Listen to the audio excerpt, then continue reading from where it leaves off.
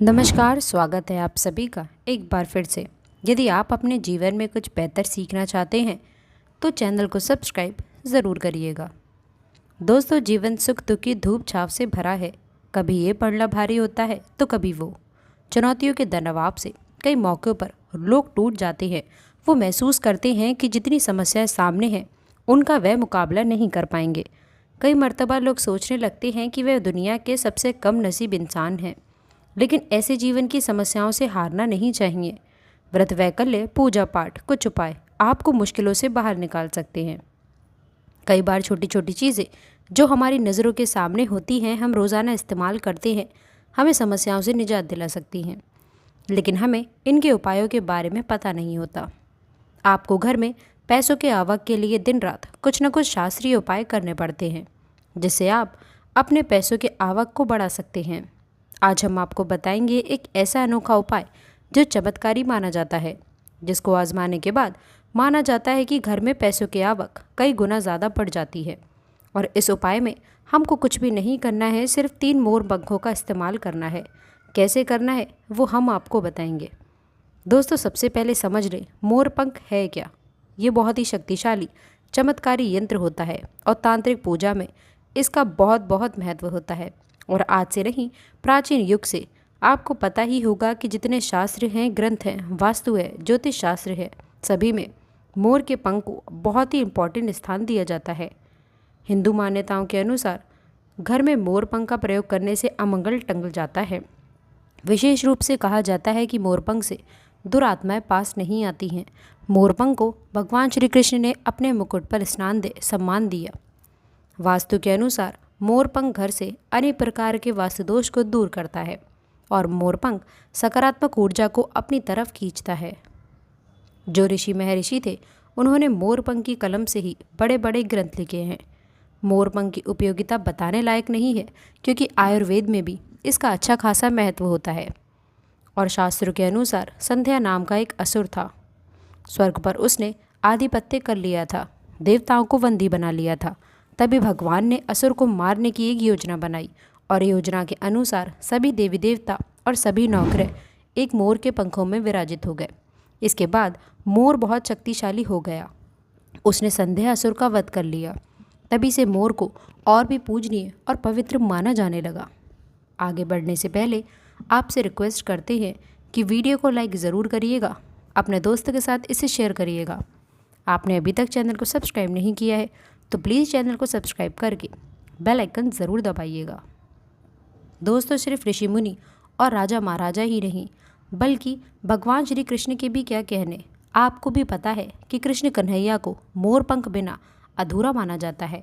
उन्हें मोर मुकुट बंसी वाला कहा जाता है। उनके मुकुट में मोर पंख के बिना वो कभी रहते नहीं थे।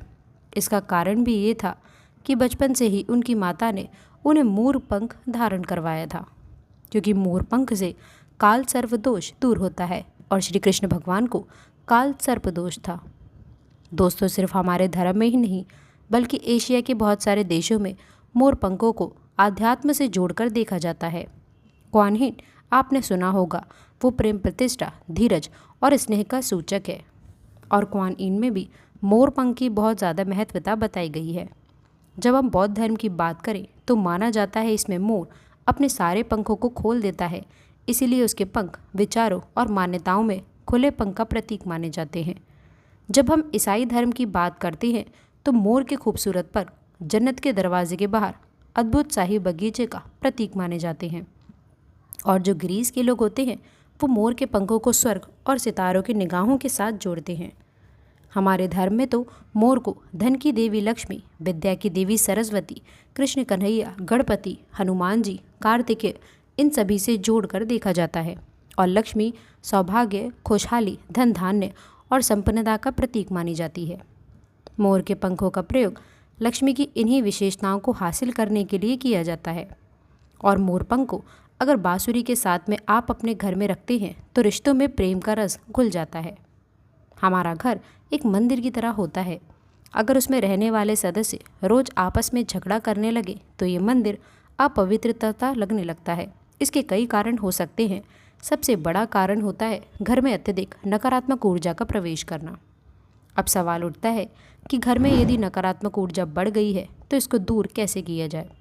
इसका प्रवेश यदि हो गया है तो इसको बाहर कैसे करें।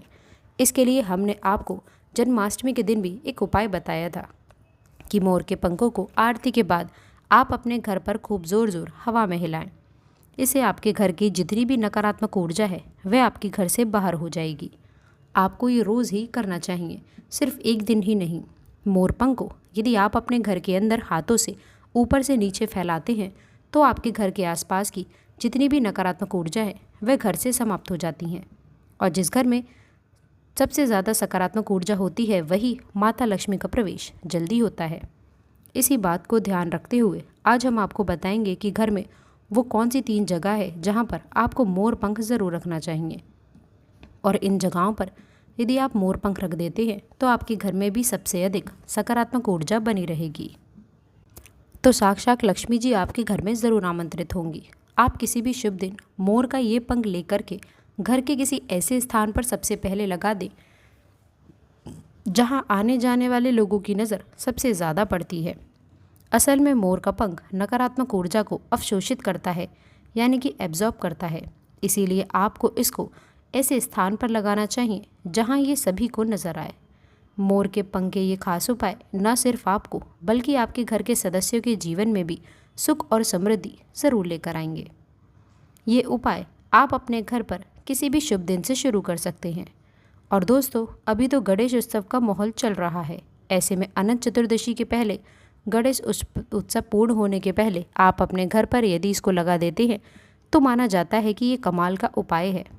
प्राचीन काल से आज की बात नहीं है, ये बहुत सालों से भगवान की प्रतिमा के आगे वातावरण को पवित्र करने के लिए, सब जगह वशीकरण के लिए, काली सिद्धि के लिए, भूत बाधा, रोग मुक्ति, ग्रह दोष, वास्तु दोष, सभी के लिए मोर पंख बहुत ही यूज़फुल माने गए हैं। खासकर जो स्टूडेंट्स होते हैं उनके लिए तो ये रामबाण का इलाज करते हैं। जो कहते हैं कि सरस्वती माता के उपासक होते हैं या फिर विद्यार्थी होते हैं, वह पुस्तकों के बीच यदि अभिमंत्रित करके मोर पंख को रख लेते हैं तो पूरा लाभ उठा सकते हैं। यदि आप मंत्र सिद्धि करते हैं, तांत्रिक पूजा आदि करते हैं तो उस जपने वाली माला को माना जाता है कि मोर पंखों के बीच आप रखते हैं तो आपके मंत्र सिद्धि बहुत ही जल्दी होती है। घर के सभी अलग अलग कमरों में मोर पंख लगाने से घर का वास्तु बदला जा सकता है। एक मोर का पंख हमारे जीवन की दिशा बदल सकता है। यदि आप भी हर समय अपने पास मोर पंख रखते हैं तो हर कार्य में आप देखेंगे कि कैसे किस्मत आपका साथ देने लगती है। यदि राहु केतु आदि के दोष भी हैं तो वो ग्रह दोष समाप्त होते हैं। स्पेशली अगर आपके घर पे कोई ऐसा बच्चा है जो बहुत ज़िद्दी हो गया है तो मोर के पंखों से उसको हवा देने से धीरे धीरे उसकी ज़िद कम होने लगती है। यदि वो ऐसे नॉर्मली आपको हवा नहीं देने दे तो आप उसके जो छत का पंखा होता है उसमें मोर पंखों को लगा दीजिए और पंखा जब चलेगा तो उसके चलने पर मोर के पंखों की हवा भी बच्चे को लगेगी। इससे धीरे धीरे उसकी हट और ज़िद कम हो जाएगी। दोस्तों, मोर के पंखों को चांदी की ताबीज़ में डालकर नवजात बच्चे के सिरहाने रखते हैं तो बच्चे की नज़र दोष और किसी भी तरह के अला बला से रक्षा होती है। यहाँ तक कि बड़े लोग भी यदि मोरपंख को बिस्तर के नीचे अपने सिरहाने रखकर सोते हैं तो माना जाता है कि किसी भी प्रकार के बुरे स्वप्न या अलग तरह के स्वप्न इनके दोष आदि नहीं होते हैं। अगर आपके बच्चे का पढ़ाई में मन नहीं लगता है, कमज़ोर है, तो उनके कमरे में मोर पंख लगाएं, स्पेशली उनके स्टडी टेबल में लगाएं। और जिस सब्जेक्ट में बच्चा वीक है उसके उस बुक में आप मोर के पंखों को रख दें। आप देखेंगे कि थोड़े ही दिनों में बच्चे का कैसे कंसंट्रेशन पावर बढ़ती है, नेबरू पावर बढ़ती है और बच्चा पढ़ाई में तेज़ होने लगता है। सरस्वती माता के उपासक और विद्यार्थियों को पुस्तक में मोर का पंख ज़रूर रखना चाहिए। दोस्तों, ये तो ही बच्चों की बात, लेकिन जब बड़ों की बात आती है तो कई बार हम बहुत सारे काम हाथ में ले लेते हैं। काम होते होते लास्ट में रुक जाता है या फिर लंबे समय तक अटका हुआ आ जाता है, काम बढ़ता ही नहीं है। तो ऐसे में यदि आप अपने घर के बेडरूम के पूर्वी दक्षिण यानी कि south east corner of the house में उसमें मोर का पंख लगाते हैं तो आपके अटके हुए कार्य पूरा होने के योग बनने लगते हैं। घर में अगर पैसों की बरकत नहीं होती है, धन आता है रुकता नहीं है, तो इसी कोड में यानी कि दक्षिण पूर्व कोर में आप इसको लगा देते हैं तो घर में बरकत बढ़ती है और अचानक कष्ट जो आते हैं या एक्सीडेंट जैसे अचानक जो प्रॉब्लम्स आती हैं उन सब से आपको मुक्ति मिलती है। आप चाहें तो आपका घर है या फिर दुकान की जो दक्षिण पूर्वी दिशा है वहाँ पर मोर का पंख स्थापित कर सकते हैं। और व्यापारिक स्थल में यदि आप इसको स्पेशली स्थापित करते हैं तो आपके घर में कभी भी पैसों की कमी नहीं होती। आप चाहें तो अपनी जेब में या डायरी में मोर का पंख रखें। इससे भी आपको राहु दोष प्रभावित नहीं करता। और मनचाहा पैसा कमाने के बाद भी अगर पैसा नहीं टिकता है तो आपके घर के साउथ ईस्ट कॉर्नर में मोर पंख ज़रूर लगाना चाहिए। एक और फ़ायदा होता है मोर का पंख घर में लगाने से। वो ये होता है कि घर में अगर आपके आसपास सांपों का डेरा है तो माना जाता है कि घर में सांप प्रवेश नहीं करता। ये किसी घर में किसी मेंबर को काल सर्प दोष है, राहु केतु दोष है तो भी मोर पंख लगाने से उस घर में ग्रहों का असर नष्ट हो जाता है। क्यों माना जाता है? क्योंकि मोर और सर्प में शत्रुता होती है, अर्थात सर्प शनि तथा राहु के सहयोग से बनता है। और यदि मोर का पंख घर के पूर्वी और उत्तरी पश्चिम दिशा बार में या फिर आपकी जेब और डायरी में रखा जाए तो राहु का दोष कभी उसको परेशान नहीं करता है। घर में सर्प हो, मच्छर हो, बिच्छू हो, इस तरह के विषैलु जंतुओं का भय नहीं रहता। अब 3 कोने कौन कौन से हैं जिसमें आपको मोर का पंख रखना चाहिए ताकि आपकी आमदनी 10 गुना बढ़ सके। पहला मोर पंख आपको घर की अलमारी में या फिर तिजोरी में रखना है। आप घर में जिस स्थान पर सबसे ज़्यादा पैसा रखते हैं वहीं पर मोर पंख भी आपको रखना चाहिए। इससे आपकी तिजोरी में धन बढ़ने लगेगा। साथ ही साथ इससे पहले से रखा हुआ धन धीरे धीरे खर्च होगा। आप खुद देखेंगे कि आपकी सेविंग्स बढ़ने लगेंगी, बरकत बढ़ने लगेंगी और धन की इनकम दिनों दिन बढ़ती चली जाएगी। दूसरा मोर पंख आप अपने घर के मंदिर में रखें या घर के ईशान कोण यानी कि north east corner of the house में रखें, या फिर जहाँ पर आप घर में भगवान को रखते हैं वहीं इस मोर पंख को रख दें।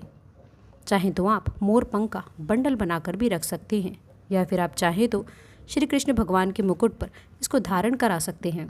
और रोज आप जब भगवान की पूजा करते हैं उस समय इस मोर पंख की भी आपको पूजा करनी चाहिए। इससे आप देखेंगे कि पैसों के मामले में किस्मत चमक जाएगी और धन आगमन के नए द्वार आपके लिए खुलते चले जाएंगे। तीसरा मोर पंख आपको कहाँ रखना है? आपको अपने बेडरूम में बिस्तर के नीचे रखना है। ऐसा करने से आप जब बेड पर सोएंगे तो आपके अंदर काफ़ी ज़्यादा पॉजिटिव एनर्जी आती है और आपको अच्छे से सोचने में और काम पर फोकस करने में मदद मिलती है। आपके जीवन में सफलता तो आती ही है, साथ ही साथ पैसों की आवक भी बढ़ जाती है। आप इसको कैसे लगाएंगे? आप अपने बेड का जो गद्दा होता है, चादर लगाते हैं, उसके नीचे आपको मोर पंख बिछा देना चाहिए। उसके ऊपर चादर लगाएं और फिर उस पर आपको सोना चाहिए। तो दोस्तों ये खास उपाय थे जो आपको मोर पंख के साथ में करना चाहिए। तो दोस्तों आशा करते हैं कि वीडियो में दी गई जानकारी आपको पसंद आई होगी। वीडियो अच्छी लगी हो तो वीडियो को लाइक करिएगा, अपने दोस्तों के साथ इसे शेयर करिएगा।